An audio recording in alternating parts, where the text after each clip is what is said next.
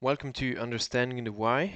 We're going to talk about basic nutrition today, and the goal is to keep it basic, tips and tricks for your daily life without wasting money with too much details.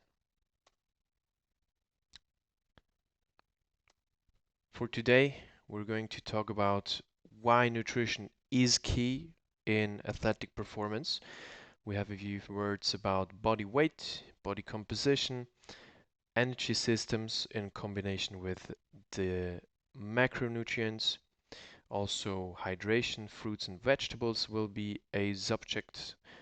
Tracking your food, small input to that, and supplements and mistakes. So, a few details in the end. I'm pretty sure that you've heard the sentence nutrition is key. Is it correct? In my opinion, yes. But why? In the end, in American football, our goal usually is max performance on game day, right? So there are multiple different factors contributing to exactly that goal. A few of them listed on the screen at the moment, and one of these factors most definitely is nutrition. Nutrition does have a significant effect on different, let's say, subcategories. So your body weight and composition, we're going to talk about it in a second, your available energy on game day, but also your focus, your concentration. So let's call it kind of the mental well-being or part of it, and also your whole recovery. Obviously, lots more, but as I said, we're just going to kind of scratch the surface. Body weight, body composition. So on the left side of the screen, you can see a scheme about your TDEE, which is your total daily energy expenditure.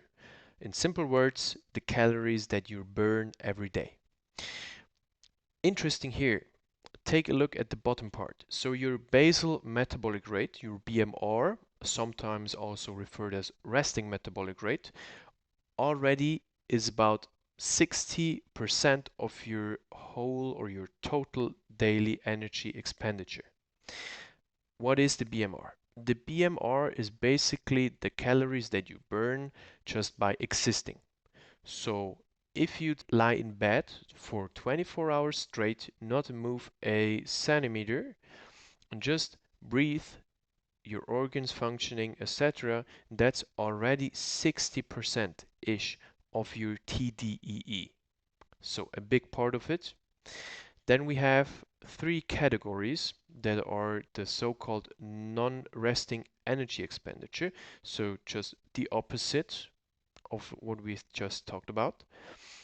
We have the so-called NEAT, your non-energy activity thermogenesis, which is basically all the calories you burn with activity that are not related to training. So just regular walking, using the stairs, sitting up, standing up or sitting down from a chair, everything that goes within this category. Then we have the TEF, which is your thermic effect of food. So the calories that you burn while processing food that you have consumed. Interesting here, proteins will have a bigger impact on your TEF compared to your carbs or fats. Just a little side note or side knowledge here. Last but not least, we have your EAT, which is your exercise activity thermogenesis, basically calories you burn from training. And usually the part that everyone refers to when talking about burning calories. Take a look at the whole scheme. You might notice that your EAT only is about 10% of your total daily energy expenditure. So just a small part. Keep that in mind. Now, if you want to have an influence on your body weight, you really just have to take a look at your TDEE and your TDI, so your total daily intake of calories. If you want to maintain, so keep your body weight, your TDEE and your TDI have to be almost equal. If you want to gain weight, your TDI, your intake, should be higher than your expenditure. And vice versa for losing weight, your TDEE, your expenditure, should be higher than your intake. Very simple. We really do not have to overcomplicate this, as a lot of guys, yes, this is very generalized, and there are individual situations. For example, if you have a certain disease that can have a big impact on this topic. But if we're assuming that you're a young, healthy athlete, this is going to be enough for the majority.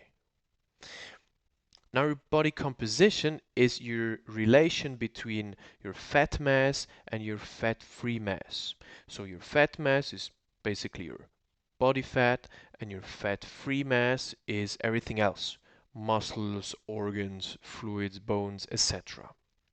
And the body composition is interesting because, first of all, it does have an influence on your basal metabolic rate, your BMR, so the 60% that we've talked about in the beginning. But also, if you compare two fictional athletes, we have two athletes, each one is 100 kilograms body weight, but one does have a different, or they have different body compositions. So one does have more muscle tissue, the other one does have a little bit more fat tissue. Under the assumption that their muscle efficiency is the same, your athlete with less fat and more muscle will obviously be, for example, faster in a 40-yard dash because they can generate more power output. They still have to manage to push the same weight, but one has more power output. Now, if this guy with more power output now would even lose a little bit of body fat, he would even have less weight to carry, less weight to push around, which would make him even faster.